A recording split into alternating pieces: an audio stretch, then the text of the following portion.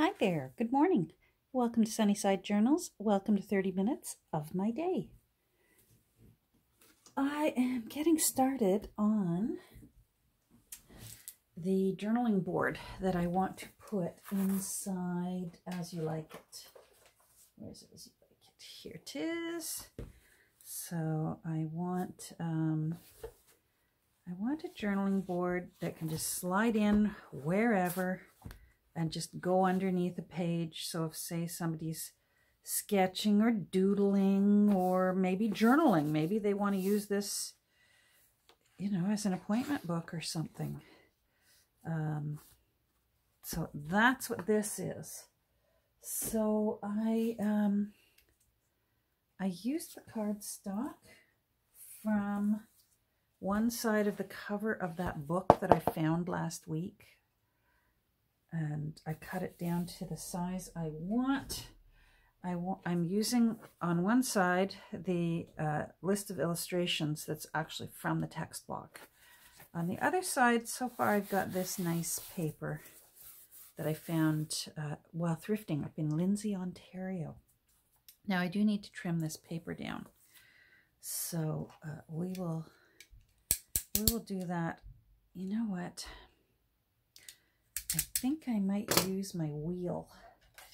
This paper is really soft and mushy, and I really have a feeling if I try to use a knife, I'm just going to rip it rather than cut it. So I'm just going to carefully go along that edge with this wheel. So even that's not... I might end up using scissors. Let's see if this does as it's told. There, that's better. That's better. Okay. Now it's behaving.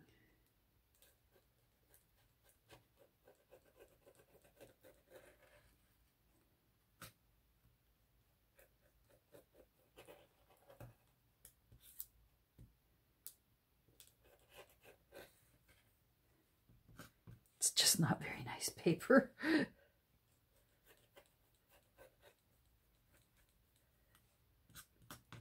Boy, you know what? I rewatched my video from the other day, and my rant and tirade on about glues. And you know what? I really have to apologize to you guys. You know all that about glue. I guess I'm just always presuming that maybe someone is new here. It's just so common. Any of you who have a channel of your own and you do either tutorials or you know, a vlog type, you know, crafty vlog, you know what it's like whenever you do something on screen, and that'll be the day that you have someone new there who will leave a little comment going, "Now, why did you do that?" Then you have to explain, why did you do that? And I should stop presuming, because all of you guys who are regulars, you know about your glues. We all have our favorite glues. I'm just going to press that down a bit. So I have to apologize. There's just no need to go off on a glue rant, especially if it's not a glue. If it's not a video specifically on different kinds of glues. However, now I'm going to get into explaining. I am going to cut the little tips of these corners off just to get started, because I'm going to be sand blocking this, and I'm not sure whether I will do it on camera or not. I may get started to show you how I do it, and then I may pause and just get it done, because it's quite mind-numbingly dull to sand block. Plus, I may very well take it outside, and then I won't have dust wafting through here more than usual. So this is my favorite sand block that I have. I also have a big rough one. These ones you can find at, I found them before at dollar stores or hardware stores. This one I love because I can put finer sandpaper onto it, And I can just switch out the sandpaper when it starts getting worn. And it's very easy to do. It's just got a screw right there. And I just cut a new piece of sandpaper, the right size, put it in, and we're good to go. So what I do here is I'm just going to file down these edges so that it's just a lovely smooth surface. And I sort of do what I call my waterfall effect, because I sort of start on the surface and then I run it off the edge so that it just gets a really nice smooth finish to it. And I'll be doing that on both sides. So I'll run this side off the edge. And see what I mean about taking that little corner off? Just makes my job a little bit easier as far as rounding those so that they're not a pokey corner. So I am going to pause. I'm going to go outside and finish this outside so that the dust can not, you know. All right, I'll be back in a second. Oh, let me stand up. Where are we? Okay, so it's all sanded and smooth. Feels nice. Corners are nice. I did use, speaking of glues, I did use 3-in-1 to glue both sides of these down. I'm not sure what I want to do with this yet.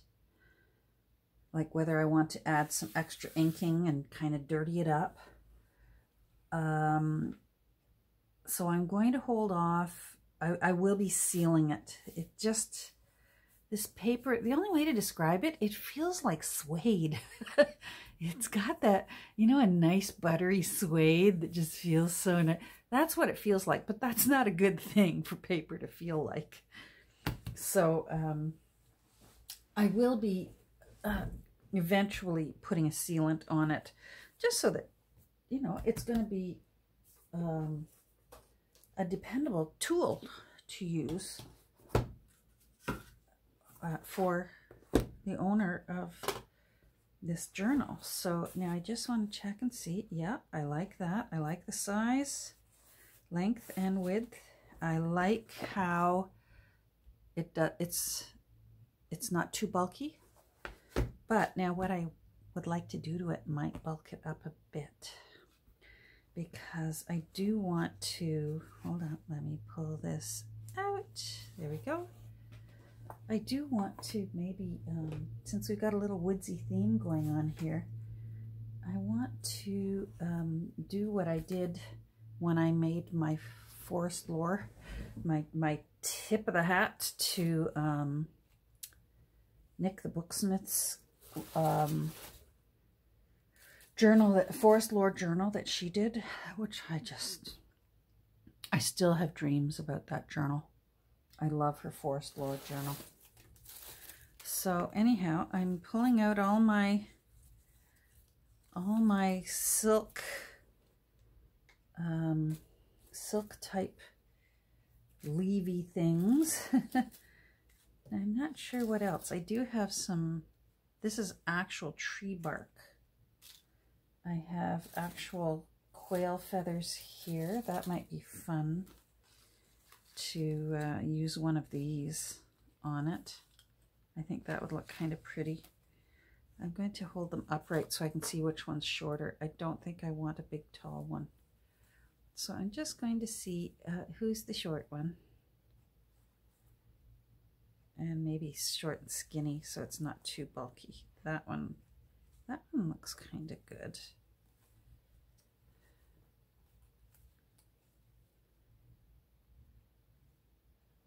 Is that? That one's shorter. Okay. All right. So these are all things that I'm sort of looking for inspiration. I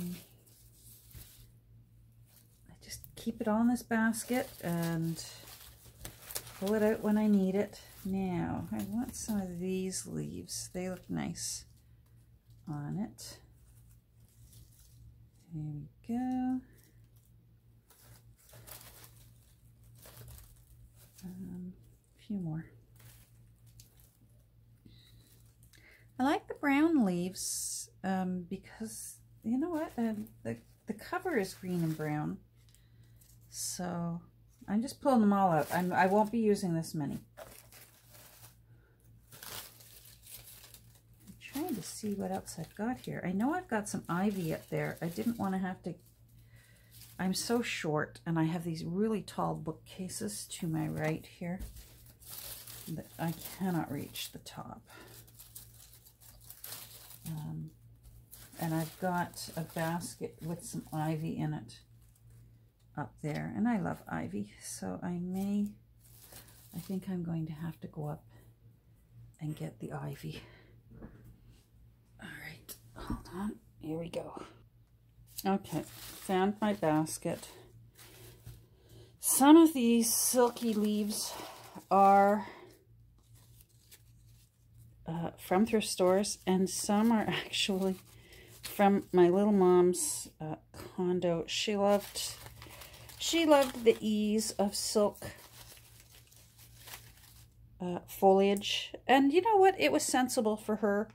In the beginning, it was sensible because they were snowbirds, and having plants was a difficult thing to do when 6 months later you'd be leaving and locking your doors to go away for 6 months. And then later on, it just became more sensible because she, one of two things would happen. She would either forget to water them altogether, or she would water them so much that she drowned them to death. So, there we go. Okay, let me get these out of the way. So silk flowers and silk plants made good sense for her.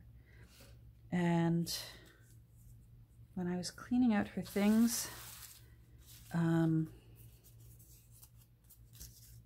thought I can use these. So now here's something that makes it really handy to not bulk up if you're going to use silk leaves and greenery. And they'll retain their shape. This plastic veining that helps make your leaf look more realistic and three-dimensional will just peel right off.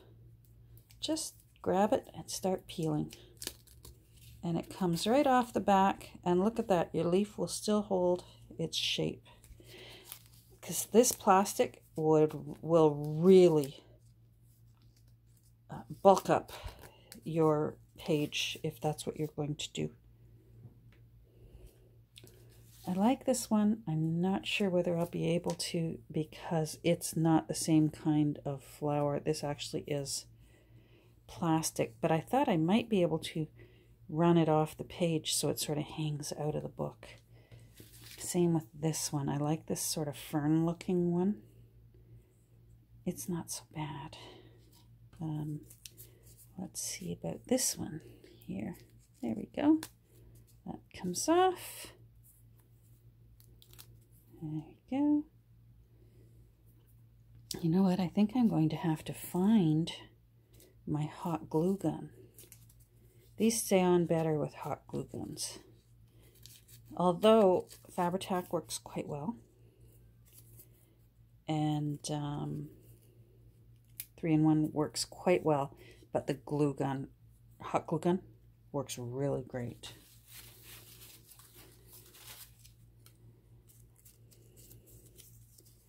I'm just going to take a few of these off. There we go. Now I think I want to use an actual stick, so I may have to go out and attack my tree in the backyard.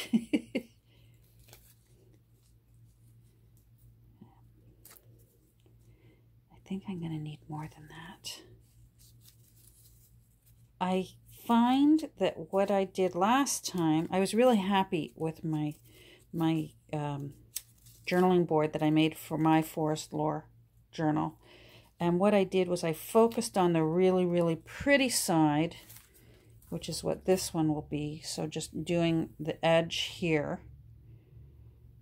But on the other side, I still put a few on to camouflage the edging on this one. So I will need, we'll see.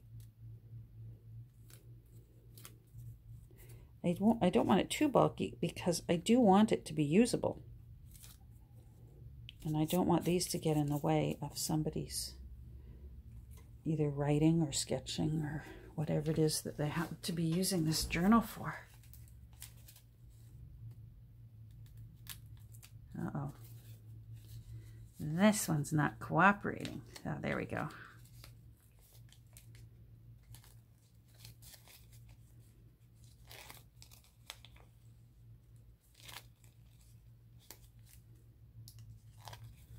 So I got new glasses the other day, and this morning I took them back. Thank goodness for return policies. They were just the wrong fit for my bizarre head, and they were giving me blistering headaches. And it can be a little bit frustrating. I'm 61 years old, and of my 61 years, I've worn glasses for 58 of them. I'm pretty well, I have yet to find the pair of glasses where I don't immediately know whether they're comfortable or not. But this time it was difficult because of the pandemic. The optician really couldn't get close to me and do a proper fitting. They just sort of said, oh, well, do those feel good? But it would have helped if they could have looked a little closer because they weren't fitting properly. And there were certain things that I couldn't tell until I had the prescription in because I can't see without my glasses. So to put them on, I couldn't tell that they weren't fitting on my nose properly. It's just a blurry, you know, I take a selfie in them and then I look at the photo. So I was trying to make my decision based on photos of myself. And anyhow, so when I ultimately got them and brought them home, they were sliding down my nose, which shouldn't be a problem in and of itself because I do know that you can adjust the ear stems and such. But when I put them up on the farthest part of the bridge of my nose, which is where I needed them to be in order for the bifocal to be in the correct spot, my eyelashes were brushing. My eyelashes were brushing on the lens, and my eyebrows, if I wiggled them, I could literally wiggle my these glasses. They just did not fit. And of course, I knew what they would do because I've had this happen. I think I've only returned glasses 3 times in 58 years. Oh, you're not right, because hold on. I paused you while I was sanding the paper. I think I've returned glasses 3 times for this reason, for that they weren't fitting me properly. They were either giving me blisters on my nose. That's a horrible thing. Glasses should not give you blisters. Or, you know, a few things. One time they did put, I knew it, they had put the bifocal in the wrong place. I've had bifocals since I was 38. So anyhow, and they will always try to say, well, let's adjust the stems and you wear them for another week and then we'll reassess. And she did try that this morning, and I was able to say, I can't wait another week because I only get a window of 30 days in order to do a return. And I can already tell you right now, these do not fit me. They don't fit me. And I don't want to run out the clock and come in or not be able to get an appointment because they're only working by appointments. Come in and have you say, oh, well, your 30 days are up. Do you know what I mean? And she actually was lovely about it. And she agreed and said, yep, let's choose you the right ones. So what we did was we chose a similar pair to what I already have right now because of my strange nose and that. I really do better with glasses that have nose pads that are on wires. They just sit on my face better. So I picked out similar to the ones that I'd chosen because I really wanted clear acetate lenses. I think they look really cool. And that's what I had my heart set on. And I was able to find a pair of clear frames, not lenses, but you know, the frame part is clear, but the bridge across the nose and the nose pads are wireframe. Perfect. They're Ray-Bans. So hopefully I'm going to look snazzy very soon. All right, so what we're going to do next is, we're going to reset the timer so that we don't talk through it. What are we at? 20 minutes. All right. Hold on. Let's see. Reset to 20 minutes. Maybe 19. That gives me time. Oh, wait, no, it is 20 minutes. Oh, cancel. I need 10. 10 minutes. That's better. So now what I do is I start with the larger leaves first and then move to smaller leaves on top. And I just sort of lay them down and see what I'm liking.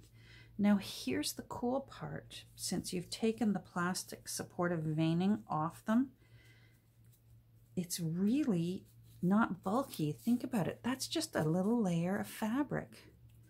And once you glue it down, you can glue this part flat, but whatever hangs out over the edge will still hold its silky shape. So I'm going to just start sort of laying down where I like them, where I want them to be, so it's kind of nicely balanced.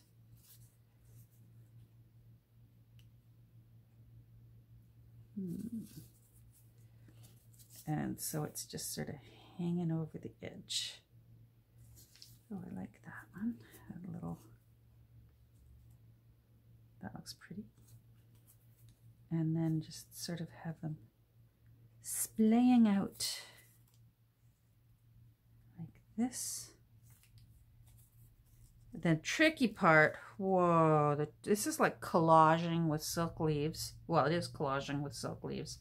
The tricky part is gluing them down where you wanted them to be. Oh boy, it's tricky. There we go. I'm liking this. I like these little, the green and white ones. They look pretty. Now this is the part where, see, that's bulky right there, but up here isn't. So part of me is wondering if I keep it to the very edge, because this is the side that's going to be going in to the crevice, the gutter of where the pages turn, whereas this part is going to hang out over the edge of the book. Do you see what I mean? So if we're looking straight down, let's see. Oh, let me move this up so you can see what all I've been doing. That would help, Catherine. Just imagine for a second, if you can, try and imagine all that leafy stuff is going to hang out from the inside of the book, and it just really looks beautiful. If you've never seen it and you've got a chance, go over to Nick the Booksmith channel and watch her flip through of her Forest Lore journal. It's my absolute hands down favorite Nick the Booksmith journal that she ever created, her Forest Lore one. So I'm thinking if I could tuck this in and out, maybe. That's where it's going to be tricky, gluing it down. But I think that could work. I got to keep it to the edge as much as possible so that it doesn't interfere with the work that it has to do. Now, what I could do is, it could be the other side that gets to be the work side, and that this is just the pretty side. You can flip it over and put it in and have that golden side be the smooth side. As long as I can somehow make it pretty enough that it doesn't look like the underside of the silk flowers. I'm thinking I like that. I'm hoping there's a way to maybe incorporate a bit of these ferns into it. Let me come down a bit so you can see. Oh, let's look. So it would sort of look like this is what I'm thinking of. Okay, I'm going to come back now. Hopefully that did not nauseate you. There we go. I'd like to maybe put at least one or two, even if it's just one of these little fern stems in. Oh, and I do want, oh rats, it's just getting bulkier by the second. Because I'd like a stick in there. I really would like an actual real tree stick, a tree branch. I don't think I'm going to be able to use any birch bark, but I might be able to use it for writing on for a label. Just glue a little bit down and write on that. I'm not going to give up on the birch bark yet. Yeah, I think that's good. I think, what am I at? 26 minutes. I think I'm going to hold this here for now today. And I'm going to end here, and I'm going to go outside with some branch clippers, and I'm going to give Doug the maple leaf a haircut. What a way to start the day. Woohoo! Take care, everyone. Thanks for joining me today. I hope you go and have a great rest of your day. And we'll talk soon. Bye.